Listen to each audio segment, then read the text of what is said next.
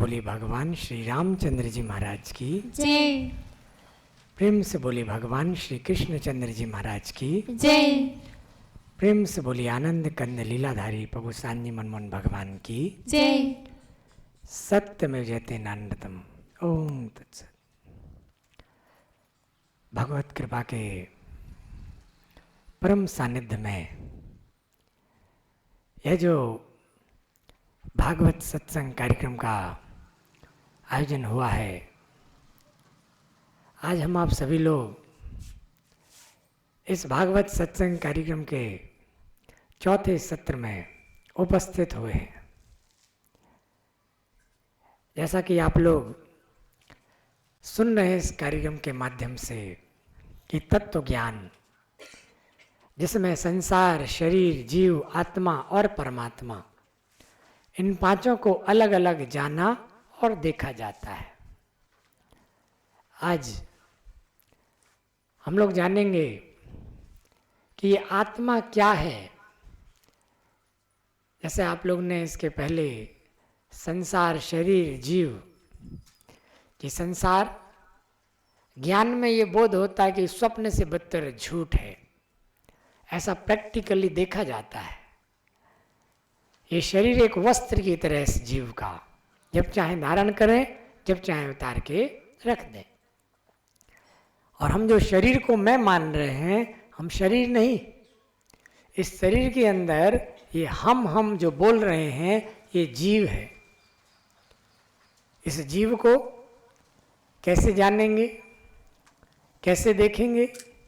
तो स्वाध्याय एक विधान है जिससे जीव को जाना जाता है। इसमें 3 चरण होते हैं: श्रवण, मनन, निधिध्यासन। श्रवण और मनन से जानेंगे थ्योरी, और निधिध्यासन से प्रैक्टिकल, यानी देखेंगे। जो भगवान कृष्ण जी ने भागवत में, श्रीमद् भागवत में जो विधान बताया, वही कि श्रवण, मनन और निधिध्यासन से स्वानुभूति होगी, स्व की अनुभूति। तो ये स्व की अनुभूति भी होती है स्वाध्याय में। और जब इस जीव को देखेंगे तो ये शरीर तो स्थूल है, 5 तत्व से मिलके बना, लेकिन जीव को जब देखेंगे तो ये आकाश, वायु, अग्नि, जल, थल, ये 5 तत्व उसमें नहीं है, सूक्ष्म शरीर है। सूक्ष्म दृष्टि से देखा जाता है, सूक्ष्म जगत में। और जब आप इस जीव को देखेंगे और जीव स्तर का जब जीवन जिएंगे, तब आनंद की अनुभूति होगी, आनंद की प्राप्ति होगी, जो आपका स्वाभाविक लक्षण है। आप उस आनंद से भरे हुए हैं। लेकिन जैसे ही जीव से नीचे उतरेंगे, शरीर स्तर पर सुख की कामना में लगेंगे, और संसार स्तर पर दुख मिलेगा। ये दुख और सुख में ये जीव फंस जाता है। दुख और सुख से ऊपर आनंद, शरीर और संसार और शरीर से ऊपर ये जीव स्तर पर वो आनंद है, जो आप जीव हैं। क्यों ये जीव स्तर का जीवन जीना है? ये क्यों आपको इशारा किया जा रहा है कि अपने वास्तविक स्वरूप को जाने? कबीर साहब के सारे उपदेश इसी से भरे हैं कि सबसे पहले अपने को जानना है। जो जाने जीवापना, करे जीव का सार, जीवा तन में पावना, मिले न दूजी बार। कबीर साहब कह रहे हैं सबसे पहले जीव को जानना है, जीव का उद्धार करना है। क्यों? क्योंकि ये जो जीवन, शरीर या संसार स्तर पर जो जीवन है, वो जीवन जीने आप नहीं आए। वो तो देह से सट चिपक कर जो जीवन जीते हैं, वो शारीरिक, वो संसार में नीचे की ओर, पतन की ओर जाएंगे। लेकिन एक जीवन होता है विदेह वाला, एक विदेह वाला जीवन, जैसा जीवन जीने आप आए। विदेह मतलब विदेह वाला जीवन आपने सुना होगा कि जनक जी को विदेह कहते हैं।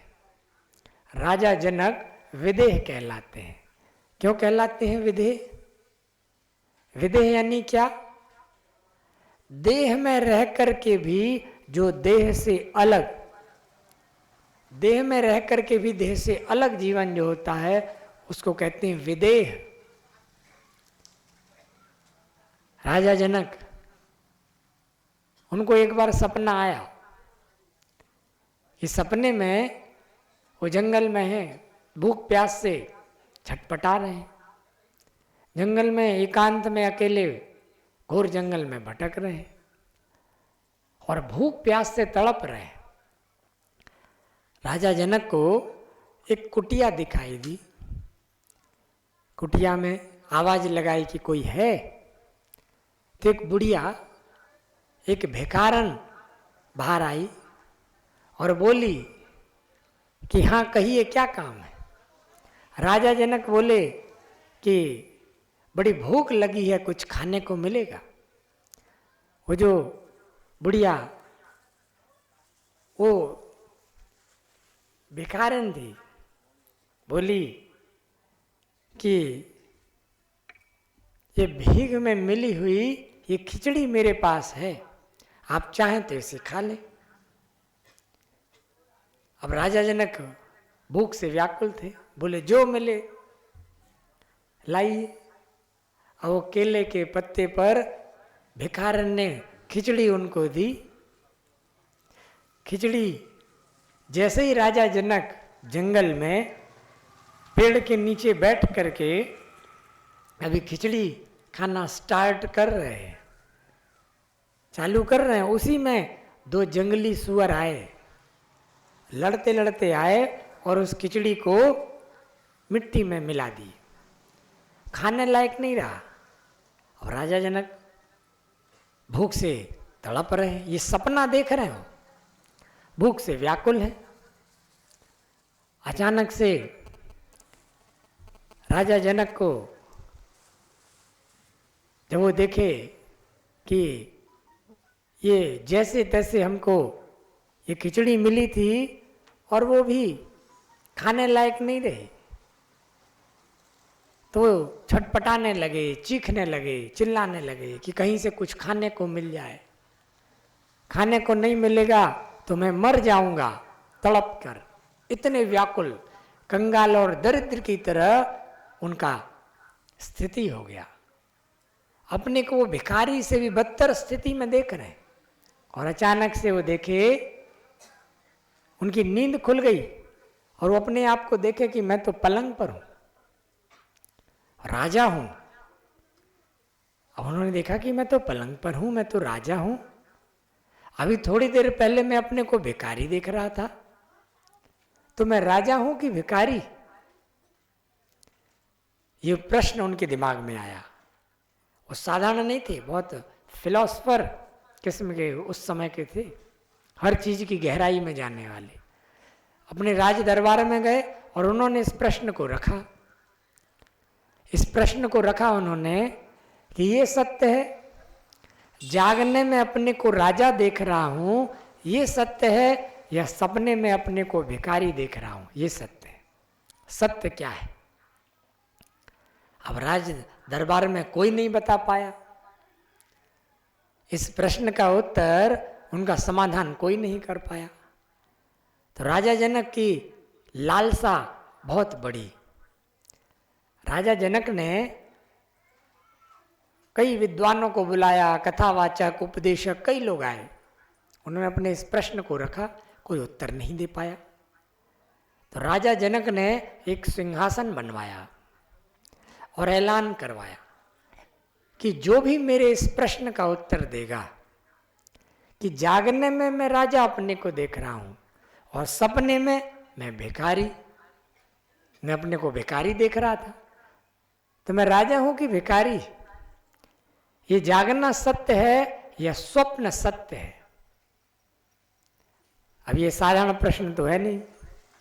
आप किसी से, विद्वान जी से पूछ के देखिएगा, इस सोने जागने का रहस्य, ये स्वप्न का मर्म कौन बता पाएगा?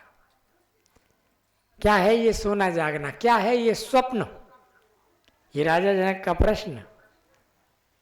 अब कई लोग आए, राजा जनक ने ऐलान किया कि आधा राज्य दे दूंगा मैं। अपना आधा राज्य अगर इस प्रश्न का उत्तर किसी ने दे दिया, लोगों ने सुना तो विद्वान जी लोग आते थे, प्रश्न का उत्तर देने के लिए बहुत लोग आते थे, लेकिन कोई समाधान नहीं कर पाता था। राजा जनक, उनकी लालसा बढ़ी, लेकिन उन्होंने गौर किया, विचार किया कि ये जितने लोग आए ये सब लालच में कि आधा राज्य मिलेगा, धन संपत्ति मिलेगा, इस लालच में आए और समाधान करने की कोशिश किए। वैसे तो ये समाज में सब उपदेशक हैं, विद्वान हैं, लेकिन मेरे इस छोटे से प्रश्न का उत्तर नहीं दे पा रहे। छोटा सा प्रश्न है, जागने में राजा हूं कि सपने में भिखारी। ये जागना सत्य है या स्वप्न? राजा जनक ने सोचा कि ये लोग किस बात के उपदेशक हैं, किस बात के विद्वान हैं। जब इनको छोटा सा ही ज्ञान नहीं है, छोटी सी जानकारी नहीं है, तो ये समाज को क्या उपदेश देंगे, ये तो भ्रमित करेंगे। राजा जनक ने सोचा कि जिसको ज्ञान नहीं है उसको उपदेश देने का अधिकार नहीं। उपदेश देना अच्छी बात है, लेकिन उपदेश देने के पहले जानकारी रखना बहुत अनिवार्य है, नहीं तो ज्ञान की जगह भ्रम भी फैला सकते हैं। राजा जनक ने क्या किया, जो भी उपदेशक आते अगर समाधान नहीं दे पाते तो उन्होंने घोषणा किए कि जो समाधान नहीं दे पाएंगे उनको कारागार में डाल दिया जाएगा। अब जो भी उपदेशक आते, अब उत्तर जब नहीं दे पाते तो सब कारागार में। विद्वान जी, उपदेशक जी लोगों को राजा जनक ने कारागार में डालना चालू किया। राजा जनक का कारागार भर गया उपदेशक लोगों से, कथावाचक लोगों से, विद्वान लोगों से, क्योंकि वो सब बने हुए बनावटी थे, सिर्फ वेश पहनकर घूमने वाले। उनको वास्तव में ज्ञान नहीं था, ज्ञान नहीं था। जो विष्णु जी ने कहा ना, जटा भार जनर युक्ता दाम्बिका वेश धारण, जटाओं का भार धारण करके, दम्भी जैसा वेश धारण करके समाज में जो भ्रमंती ज्ञानी वन लोके भ्रामयंती जनानपी, गरुड़ पुराण में विष्णु जी कह रहे हैं 16वें अध्याय, ज्ञानी बनकर समाज में घूमते हैं और भ्रामयंती जनानपी, भ्रम डालते हैं, उनको ज्ञान नहीं। ऐसे लोगों को राजा जनक ने कारागार में डालना चालू किया। आज भी अगर ऐसा हो तो ये समाज जो है ना, ये समाज ये सुधर जाए, क्योंकि जितना ये जो भ्रष्टाचार है, विकृति है, इस समाज में उपदेशक जी लोग अगर सही उपदेश देंगे तो सब विकृति विकार ये सब सुधर जाएगा। उपदेश अगर सही हो तो समाज की विकृतियां सुधर जाएंगी। लेकिन अगर उपदेशक को कल्याण दिखाई नहीं देगा, उसको अपना स्वार्थ दिखाई देगा कि हमको कुछ मिल जाए स्वार्थ, और उस स्वार्थ के लालच में कोई आयोजन होगा, वो धार्मिक आयोजन नहीं कहलाएगा, उपदेश ही नहीं कहलाएगा। उपदेश तो सिर्फ जीव के कल्याण के लिए होता है। उपदेश, उप यानी निकट, देश यानी स्थान, जिस स्थान से आप आए हैं उस स्थान में आपको वापस निकट जाना है। स्थान यानी आप घर से आए हैं वो नहीं, घर से जो आए हैं वो घर स्थान नहीं, वो तो शरीर का स्थान है। उपदेश यानी ये जीव जहां से आया है, इसका जो उद्देश्य है, स्थान है, उसके निकट ले जाने वाला वचन, उसको उपदेश कहते। अगर उसके निकट ले जाने वाला जो इस जीव का वास्तविक घर है, देश है, स्थान है, वहां ले जाने वाली बात ही नहीं है, तो उपदेश कैसा? आज समाज में आप देखेंगे तो स्वार्थ, धार्मिक आयोजन में भी स्वार्थ होता है।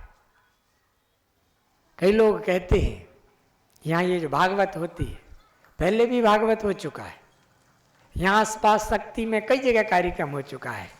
खरसिया में, शक्ति में 1 रुपये भी आज तक यहाँ लिया नहीं गया। ये बच्चे भी आश्रम के जो हैं, कभी 1 रुपये भी ये भजन गाते हैं, इन्होंने दान दक्षिणा नहीं ली। ये बजाने वाले, गाने वाले, ये जो सत्संग है, जो भगवत गीता के 700 श्लोक जिस निस्वार्थ भाव को सिखा रहे हैं, ये वो कार्यक्रम है। लोगों को आश्चर्य लगता है। वास्तविक धार्मिक आयोजन जैसा होना चाहिए, उसको देख करके लोग आश्चर्य मानते हैं। नहीं तो एक भजन भी कहीं गाया जाए, 10 बार लोग माइक से बोलते हैं। सिर्फ धन और दान से आज भरा हुआ कोई भी आयोजन होता है, जबकि आयोजन तो माया से दूर करने के लिए होता है। माया में, धन में लिप्त करने के लिए। माया का तो, धन का वहां नाम निशान ही नहीं। राजा जनक ने ये विचार किया और ऐसा निर्णय लिया।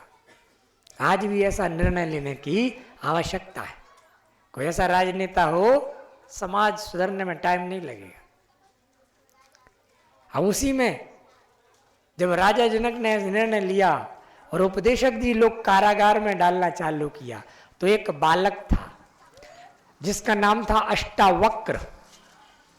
अष्टावक्र वो इतना विद्वान था कि जब गर्भ में था तभी अपने पिता को वो समझाता था, गर्भ से ही।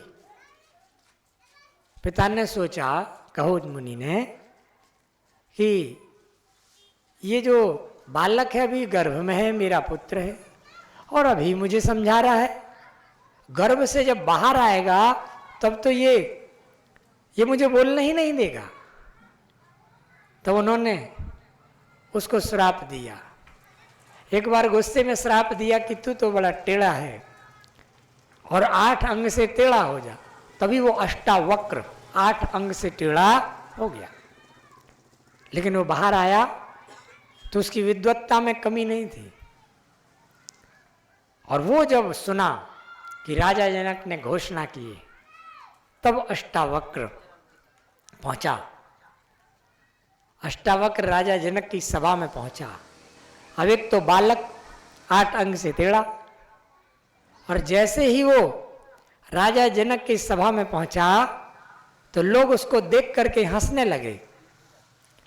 उसको देख करके सभा के लोग हंसे, सभासद जब हंसे तो अष्टावक्र बोले राजा जनक से, राजा जनक से सीधे बोले, सिंहासन पर बैठ गया वो बालक और बोला कि बताओ चमारों के सरदार, तुम्हारा प्रश्न क्या है। अब राजा जनक को ऐसा बोलना, चमारों के सरदार, तब लोग मौन हो गए, सन्नाटा छा गया कि ये बालक ऐसा बोल रहा है, इसको डर नहीं है राजा का। उपदेशक जी लोगों को कारागार में डाल दिए हैं और ऐसे राजा जनक को ऐसी बात बोल रहा है। लेकिन राजा जनक ने झट से निर्णय नहीं लिया, गंभीर थे। उन्होंने पूछा कि आपने ऐसा क्यों बोला, राजा जनक को ऐसा क्यों बोला। जब पूछे तो वो बोला अष्टावक्र कि मैं आपकी सभा में जब आया तो जितने दरबारी हैं वो सभी अपनी चमड़ी की आंख से मेरी चमड़ी का शरीर देखे। इस शरीर के अंदर क्या है वो कहाँ जानते हैं। इनके अपने शरीर के अंदर ये कौन है कहाँ कोई जानता है। जिसका पूरा व्यवहार चाम से चाम तक है वो कौन है, वो कौन कहलाएगा। और आप इनके सरदार बने बैठे हैं, आप सरदार बने सिंहासन पर बैठे हैं। उस सभा में कोई ऐसा नहीं था जो शरीर के अंदर रहने वाले जीव को जानता हो। और फिर जब राजा जनक का वो प्रश्न पढ़ के सुनाया जाने लगा तो अष्टावक्र बोला कि राजा साहब, आपका प्रश्न है और आप स्वयं आकर पूछेंगे तभी समाधान होगा। आपको अगर अभिमान है, अहंकार है कि मैं राजा हूं, अपना प्रश्न भी नहीं पूछ सकते, तो कभी समाधान नहीं हो पाएगा। इसीलिए आपको मान छोड़ करके आना होगा। ज्ञान मान जो है एक नाही, आपने सुना। ज्ञान वो है जहां मान नहीं होता, और मान है जहां वहां ज्ञान नहीं होता। ये दोनों अलग अलग है। मान मतलब अहंकार, घमंड। तो मान और ज्ञान ये दोनों विपरीत हैं। जहां अहंकार है वहां ज्ञान नहीं, और जहां ज्ञान है वहां अहंकार छू भी नहीं सकता। प्रेम से बोलिए श्री सदगुरुदेव जी महाराज की। तो जब राजा जनक अपने सिंहासन से नीचे उतरे और उन्होंने प्रश्न पूछा, और वही प्रश्न कि मैं जागने में राजा हूं ये सत्य है, यह सपने में भिखारी हो गया ये सत्य है, जब पूछे तब अष्टावक्र ने उनको समाधान दिया। और जब समाधान दिया तो उस समाधान में तब राजा जनक को समाधान जब हुआ, संतुष्टि, पूरा का पूरा राज्य समर्पित कर दिए, पूरा राज्य दे दिए कि ये राज्य आपका। अष्टावक्र उस राज्य को रखे नहीं, अष्टावक्र ने उस राज्य को लौटा दिया। बोले मैं राज्य के लालच में नहीं आया था, मैं तो आपको ज्ञान देने आया था आपकी लालसा देख करके। लेकिन आज से आप जो राज्य करेंगे, जो आप राज्य करेंगे, ये राजा बन करके नहीं, राजा बन करके राज्य नहीं करेंगे। आप एक सेवक बन करके, एक प्रतिनिधि बन करके राज्य करेंगे। और उस दिन से राजा जनक को विदेह, अष्टावक्र ने विदेह बनाया। आप लोग सोच रहे होंगे कि आखिर वो समाधान क्या दिया था। राजा जनक को अष्टावक्र ने वो समाधान क्या दिया था, वो स्वप्न और जागरण संबंधी, जिसके अंदर जिज्ञासा होती है, लालसा होती है। आप में से यदि कोई भाई बंधु जिसके अंदर लालसा, जिज्ञासा होगी, उसके लिए वो समाधान ज्ञान होता है। वो जब खोजेगा और जब वो सदगुरु मिलेगा और उसको जब वो ज्ञान देगा, तो उसको ये समाधान भी होगा। ज्ञान बोधगम्य होता है, बोध होगा उसमें, ये जागरण क्या है, ये स्वप्न क्या है, इसको भी आप जानेंगे, इस समाधान को भी जानेंगे जो अष्टावक्र ने राजा जनक को दिया। उसके लिए जिज्ञासा जरूरी है। जिज्ञासा यानी ज्ञान की भूख। जिसको ज्ञान प्राप्ति की भूख होती है उसको जिज्ञासु कहते हैं। ये कार्यक्रम भी ऐसे ही जिज्ञासुओं के लिए है, जो कई जगह जाते हैं, जिनके अंदर खोज है भगवत प्राप्ति, ज्ञान प्राप्ति, उनके लिए एक कार्यक्रम है। प्रेम से बोलिए श्री सदगुरुदेव जी महाराज की। विदेह, राजा जनक विदेह हो गए। राजा जनक से उनके पुरोहित जी ने पूछा कि आपको विदेह क्यों कहते हैं, विदेह कौन होता है, आप विदेह कैसे कहलाते हैं।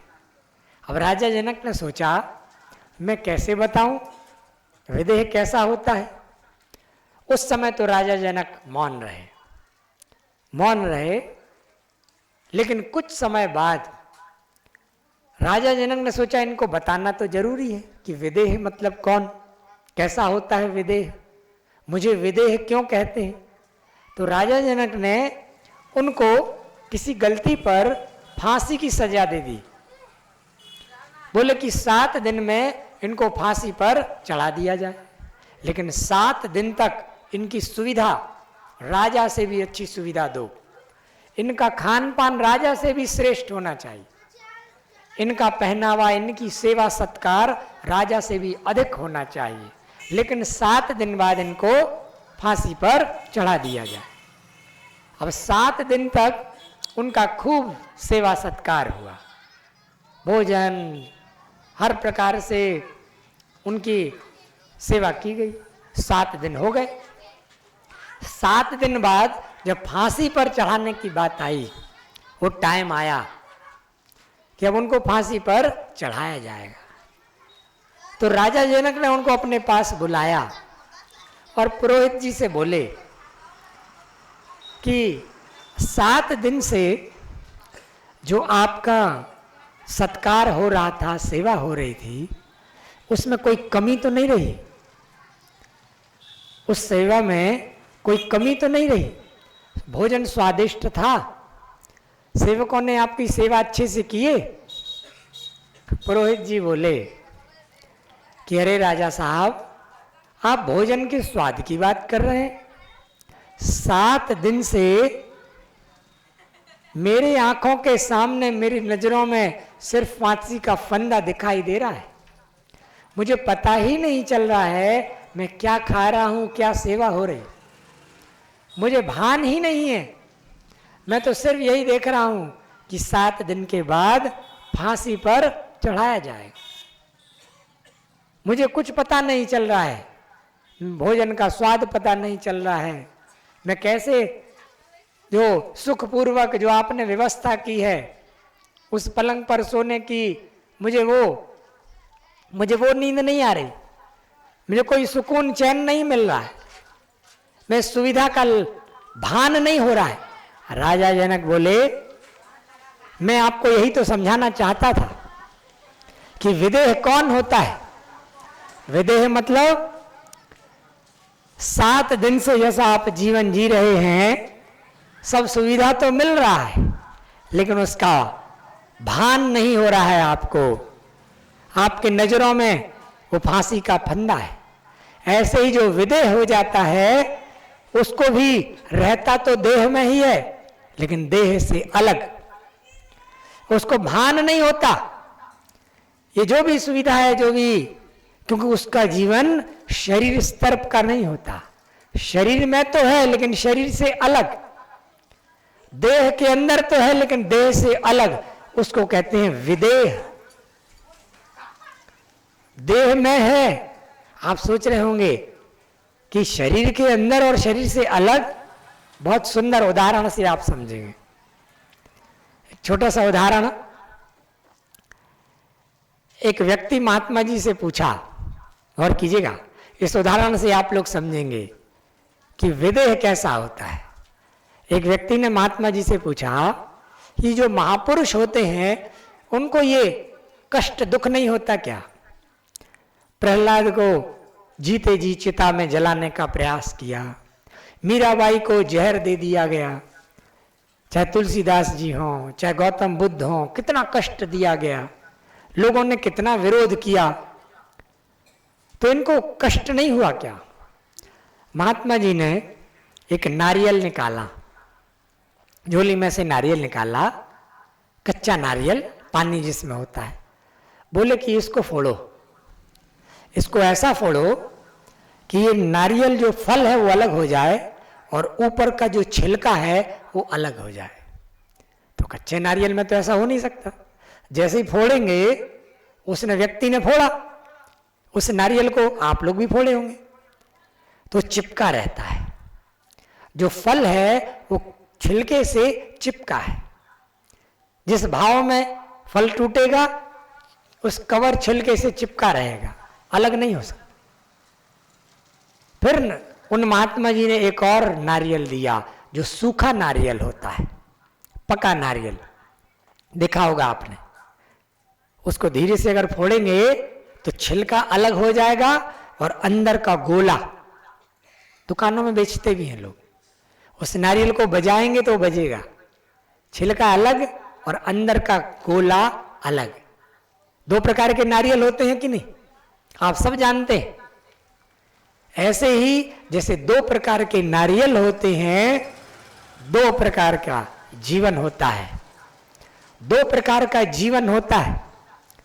एक जीवन होता है जो शारीरिक, शरीर प्रधान जीवन, शरीर से सटे चिपके हैं, शरीर के सुख दुख में फंसे हुए, कच्चा नारियल जैसा। वो नारियल छिलके के अंदर है लेकिन चिपका हुआ है, ये जीव शरीर के अंदर है। ऐसे लोगों का जीवन जो जीव शरीर के अंदर है लेकिन शरीर से चिपका हुआ है, एक ऐसा जीवन होता है जो लोग जीते हैं। शारीरिक, देही, शरीर प्रधान, शरीर में आसक्त, एक ऐसा जीवन जो साधारण लोग जीवन जीते हैं, सांसारिक कहलाता। लेकिन एक जीवन होता है जो सूखा नारियल है, पका नारियल। वो नारियल, वो भी छिलके के अंदर है, लेकिन उस छिलके से जो नारियल का कवर है उससे चिपका नहीं है। आपने देखा होगा पका नारियल छिलके से अलग है। ऐसे ही एक जीवन होता है कि शरीर के अंदर तो है ये जीव, लेकिन शरीर से अलग। शरीर के अंदर तो है वो नारियल, छिलके के अंदर है लेकिन छिलके से अलग।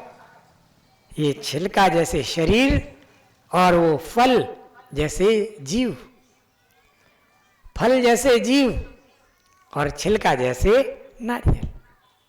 इसीलिए नारियल को विशेष कहते हैं, उसमें रहस्य छुपा हुआ है, उसमें अपना एक बहुत गहराई में रहस्य है, इसीलिए इसका प्रयोग अधिक होता है। ये एक ऐसा जीवन जीना सिखाता है जो महापुरुष वाला जीवन है। आप देह के अंदर तो हैं लेकिन देह से अलग हैं, देह का भान आपको नहीं है। ये जीव शरीर के अंदर रहेगा लेकिन शरीर से अलग, उसको कहते हैं विदेह। विदेह वाला जीवन, जब जीव को जानेंगे तब आपका एक जीवन चालू होगा और आप विदेह कहलाएंगे। अभी तो ये जो दुख सुख हैं शरीर के, जो दुख सुख उसमें आसक्त है ये जीव, उसी की प्रधानता है। आपका ये भाई जो यहाँ आया है, जो आप सुन रहे हैं, आपको अपने स्तर से ऊपर उठाने के लिए कि पहले जीव को जानिए। और सिर्फ जीव को जानना पर्याप्त नहीं है, जीव को जानने के बाद जीव स्तर का जीवन भी जीना है जो महापुरुष जीते हैं।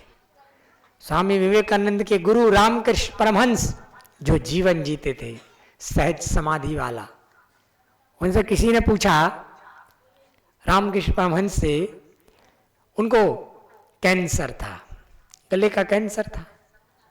तो डॉक्टर आया, पूछा उसने कि आपको, क्योंकि जो विज्ञान पढ़ लेते हैं उनको धर्म पर, भगवान पर विश्वास नहीं होता है, तो डॉक्टर नहीं मानता था कि रामकृष्ण परमहंस को काली का दर्शन होता है, उनको देवी का दर्शन होता था। आज भी कलकत्ता में वो काली का मंदिर है, दक्षिणेश्वरी मंदिर,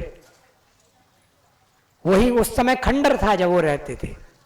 डॉक्टर ने पूछा कि जब आपको देवी का दर्शन होता है, काली का, तो उनसे अपना रोग ठीक क्यों नहीं करवा लेते? भाई देवी है, काली है, आपका रोग उनसे ठीक करवा लो, जब दर्शन हो ही रहा है तो ये दवाई की क्या जरूरत?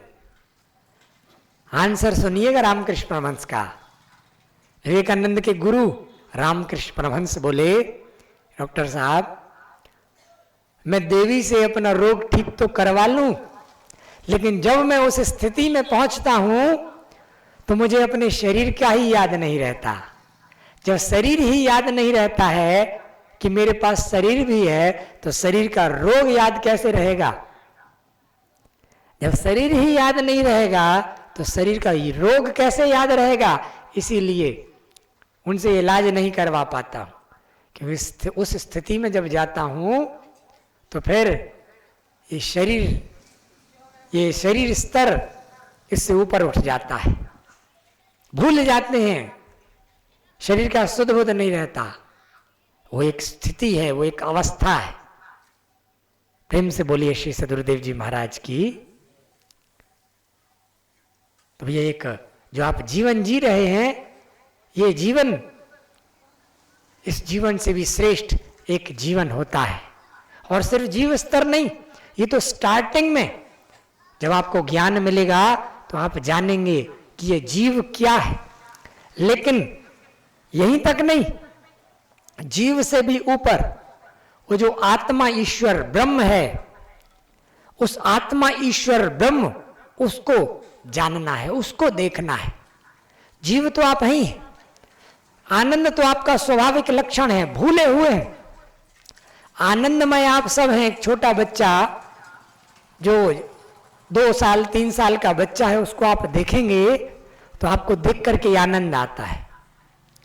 वो बच्चा जो है आप देखेंगे, कभी गौर करना, छोटे छोटे बच्चे हैं, ये बच्चे जो खेलते हैं ना, एक बच्चा छू रहा है और सब बच्चे दौड़ रहे हैं, भाग रहे हैं। तो ये खेल में आखिर बच्चों को क्या आनंद मिल रहा है? ये कोई आनंद की बात है क्या? एक छू रहा है और सब दौड़ रहे हैं, और सब बच्चे छुप गए, एक बच्चा ढूंढ रहा है सबको, उनको आनंद मिल रहा है इसमें। यही खेल नहीं, कोई सा भी खेल आप बच्चों को खेलने में आनंद मिलता है कि नहीं? वो अकेला भी रहेगा छोटा बच्चा तो कुछ न कुछ खेलता रहेगा। खिलौना नहीं देंगे तो पत्थर से खेलेगा, जो वस्तु देंगे वो खेलेगा। क्यों खेलता है? वो वास्तव में उस खिलौने में आनंद नहीं है, उस खेल में नहीं, वो आनंद उसके अंदर भरा है। वो बच्चे के अंदर आनंद भरा है, आनंद से परिपूर्ण है वो। कल सुने थे ना कि वो आत्मामय ब्रह्ममय था और उस ब्रह्ममय से जीवमय हुआ, नरा कटा, जीवमय हो गया। कुछ समय तक वो जीव की स्थिति में रहता है, वो आनंद से पूर्ण है, आनंद वाली स्थिति में वो बच्चा रहता है कुछ समय तक। लेकिन जब धीरे धीरे बड़ा होता है, उसके दिल दिमाग में भर दिया जाता है कि तुम एक शरीर हो, ये शरीर के रिश्तेदार, ये सब तुम्हारे अपने हैं। उसको जबरदस्ती रटाया जाता है, दिमाग में भर दिया जाता है। मम्मी पापा चाचा चाची मामा मामी, अब वो शरीर के रिश्तेदारों को अपना समझने लगता है। धीरे धीरे शरीर प्रधान हो जाता है, जीव से भी नीचे। और जब थोड़ा बड़ा हुआ, अब उसको शरीर की जरूरत है सुख के लिए, सुख के लिए शरीर की जरूरत है, और शरीरों में फंस जाता है, शरीर में फंस जाता है। लेकिन भगवान विष्णु जी एक बहुत ही गहरी बात कह रहे हैं गरुड़ पुराण में, गरुड़ से और कीजिएगा, अध्याय 16 की ये बात है, श्लोक 45। विष्णु जी कह रहे हैं कि ये जो स्वदेहम अपि जीवोयम मुक्त वायाति यमालयम। विष्णु जी गरुड़ से पूछ रहे हैं कि गरुड़ एक बात बताओ कि ये जो जीव है स्वदेहम अपि, अपने खुद के शरीर को भी छोड़कर मृत्यु को प्राप्त होता है, यमालय यमपुरी में जाता है। तो जब ये जीव शरीर को भी छोड़ देता है, शरीर भी इसका अपना नहीं है, तो शरीर के अपने रिश्तेदार कैसे होंगे? विष्णु जी कहे स्त्री मात्र पितृ पुत्र आदि संबंध केन हेतु नाम।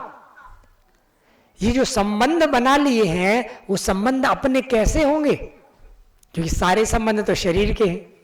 विष्णु जी की बात है, गौर कीजिएगा, बहुत गहरी बात है। विष्णु जी कह रहे हैं कि जीव का जब शरीर से ही अपना संबंध नहीं, शरीर भी इसका अपना नहीं है, इसको छोड़ना पड़ेगा, तो शरीर के जो संबंधी हैं क्या वो इसके अपने हो सकते हैं? कदापि नहीं हो सकते। जब शरीर को ही छोड़ना है तो शरीर के अपनों को तो छोड़ना ही पड़ेगा, क्योंकि जितने संबंध हैं वो सिर्फ शरीर से शरीर तक हैं। कोई भी रिश्ता नाता वो आपको सिर्फ शरीर की व्यवस्था सोच सकता है, शरीर की व्यवस्था ही दे सकता है। याद रखना, शरीर से ऊपर ना कोई सोच सकता है ना व्यवस्था देगा। शरीर से ऊपर जो जीव है, इस जीव का कल्याण सिर्फ एक संत महात्मा जो होगा ना, गुरु जिसको कहेंगे, वही सिर्फ सोचेगा। वही सिर्फ एक होगा जिसको महात्मा संत गुरु आप कहेंगे, वही सोचेगा आपके जीव के कल्याण को, आपके कल्याण उद्धार को। दूसरा कोई नहीं सोच सकता। एकांत में बैठकर सोचिएगा, कि आपसे भी ज्यादा आपका कल्याण कोई सोचता है क्या? अरे भौतिक व्यवस्था तो शरीर की व्यवस्था सब सोचेंगे, रोटी कपड़ा मकान सब सोचेंगे, लेकिन उद्धार कल्याण जीव का कौन सोचता है? सिर्फ संत महात्मा, सिर्फ वो गुरु सदगुरु और कोई नहीं। वो सबसे बड़ा नाता होता है। ये सब नाता तो नीचे हैं, ये यहीं तक हैं। वो सबसे बड़ा सबसे आखिरी नाता है। विष्णु जी कह रहे हैं गरुड़ से कि संसार के जितने नाते ये इसने बना लिए उतना ही ज्यादा दुख होता है। दुख का कारण बता रहे, दुख का जड़ क्या है? संसार में आकर के ये जीव जितने संबंध बना लिया गरुड़, ये समझो कि सीने पर उतने ज्यादा लोहे के कील ठोक लिया। जैसे दीवार पर कील ठोकते हैं ना आप, जितने संबंध उतने ज्यादा कील ठोक लिया सीने पर। हर संबंध, भैया विष्णु जी की बात है और बहुत सूक्ष्म बात है। दुख का कारण बता रहे कि जितने नाते बना लिए, संबंध बना लिए, उतना बंध गया और उतनी उसने लोहे की कील अपने सीने पर ठोक ली।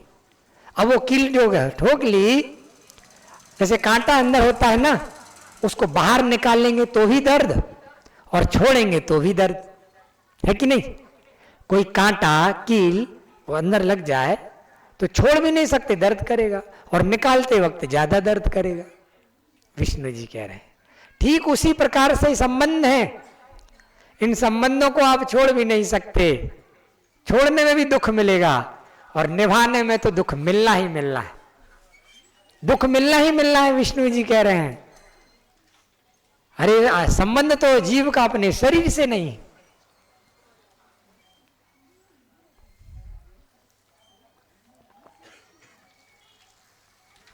प्रेम से बोलिए श्री सद्गुरुदेव जी महाराज की।